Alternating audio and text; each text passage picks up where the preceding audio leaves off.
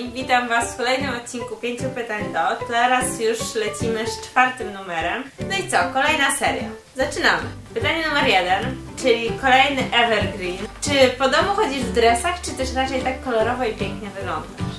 Tak, po domu chodzę w dresach, ale tu uwaga, dresy są równie kolorowe jak cała reszta mojej garderoby. Mam kapcie w myszkę Miki, spodnie w choinki i różne inne dziwne takie rzeczy. Wyznaję sobie, że w domu musi być wygodnie, no nie oszukujmy się. Co nie znaczy, że ma być nudno. Pytanie numer 2 od Katie B. Wyobraź sobie sytuację, że nagle dostajesz wiadomość, że w tej chwili musisz wyjść z domu, od tego zależałoby życie ludzkości i możesz zabrać ze sobą tylko 3 rzeczy, od których nie zależałoby życie ludzkości. Co by to było i dlaczego? Generalnie nie mam z tym problemu. Na pewno nie zaczęłabym łapać za swoje rzeczy, za biżuterię i za takie inne historie. Pomimo tego, że jestem kolekcjonerem, traktuję ubrania jak dzieła sztuki, ale kiedy już pali się Twoja chata, to myślę, że łapiesz za swojego zwierzaka, którego tutaj niestety ze mną nie ma, więc bym tego nie zrobiła.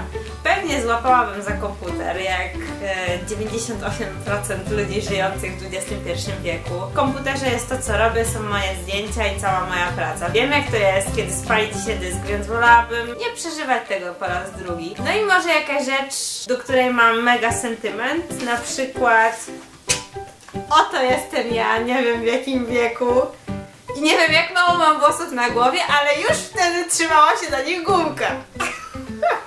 Dlaczego nie złapałabym za ubrania, buty, torebki, dodatki? Po prostu jest tego zbyt wiele i gdybym miała czekać, aż zdecyduję się wybrać 3 pary, albo 3 torebki, albo nie wiem, 3 toczki, to pewnie spłonęłabym żywcem. Dobra, koniec tych śmichów, chichów. Teraz przechodzimy do naprawdę poważnych pytań. Czy myślałaś kiedyś o założeniu własnej marki, projektowaniu ubrań, takich w Twoim stylu? Uwielbiam Twoje filmiki. Powiem szczerze, że przeszło mi to przez myśl. Jestem po kierunku projektowym, wprawdzie po projektowaniu wnętrza, ale myślenie abstrakcyjne, takie koncepcyjne jest dla mnie czymś zupełnie naturalnym. Chociaż sama nie umiem szyć i nie zajmowałam się nigdy projektowaniem ubrań, to gdzieś tam to krąży w mojej naturze. Na jednym z Fashion Weeków miałam nawet płaszcz swojego projektu, uszyty przez fanfaronadę. Fajna sprawa i teraz skupiam się maksymalnie na pogłębieniu swojej wiedzy związanej z modą, na studiowaniu tego, czego nie zapewniła mi szkoła i może kiedyś zwrócę się w stronę projektowania ubrań, ale na ten moment skupiam się na pisaniu, rozwijaniu vloga, no i na ten rok plan to YouTube. Pytanie numer 4, czyli kto jest Twoją girl crush? Jaką kobietę show biznesu uważasz za najpiękniejszą? Jeżeli mam być szczera, to trudno mi wybrać na pewno jedną i też rozdzieliłabym to na te, które mi się podobają pod względem wyglądu, jak Eva Green, Charlize Theron, czyli jedna z nielicznych blondynek, która absolutnie mnie uwodzi, a te, które mnie inspirują pod względem tego, co osiągnęły, kim są. Mega podziwiam J.K. Rowling, która napisała Harry'ego Pottera i tak naprawdę sama przeszła tak wiele, że do tej pory nie mogę wyjść jakby z zachwytu na tym, kim się stała i co przekazała innym swoimi książkami. Uwielbiam Ellen DeGeneres na przykład, która jest po prostu niesamowitym wulkanem energii. Uwielbiam Annę Del Russo. Każda jej stylizacja i każdy filmik, który z nią oglądam, napawa mnie tak pozytywną energią do świata i takim podejściem, że nie przejmujcie się, mam 60 lat i tak zrobię ze swoim życiem to, co będę chciała. Jedną z takich kobiet, które naprawdę niesamowicie podziwiam, jest Lady Gaga, dlatego, że ta laska jest tak niesamowicie kreatywną osobą, która też mnie inspiruje do tego, żeby przełamywać pewne bariery, robić coś nowego i robić to wbrew wszystkiemu i czasami wbrew wszystkim. I na 5. deserek, czyli czy zawsze ubierałaś się tak kolorowo, czy dopiero to nasiliło się od czasu prowadzenia bloga? Jak wyglądałaś w podstawówce i w gimnazjum?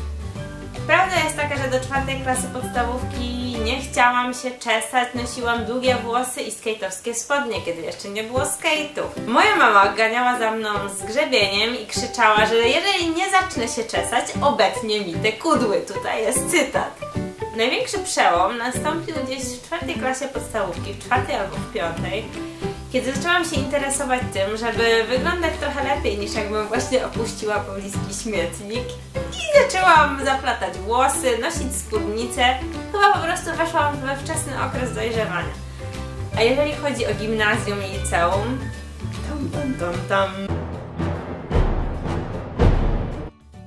muzyka ze szczęk.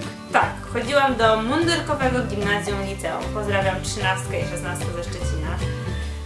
Prawda jest taka, że jakoś przetrwałam te 6 lat, ale zawsze miałam najbardziej kolorowe buty, najbardziej odjechane rajstopy, jakieś kolczyki, naszyjniki, co nie do końca było zgodne z regulaminem, ale pani wychowawczyni przymykała na to oko, bo miałam bardzo dobre oceny. Jakoś wtedy już nauczyłam się, że zawsze jest sposób, żeby obejść pewne schematy i pewne normy i do tego zachęcam Was. Nie poddawajcie się szarej rzeczywistości. To co? To już koniec 5 pytań do. Mam nadzieję, że kolejny odcinek nie rozczarował Was moją nudną, szaroburą osobowością i że będziecie zostawiać pytania do kolejnych w komentarzach i co? Subskrybować kanał i do zobaczenia!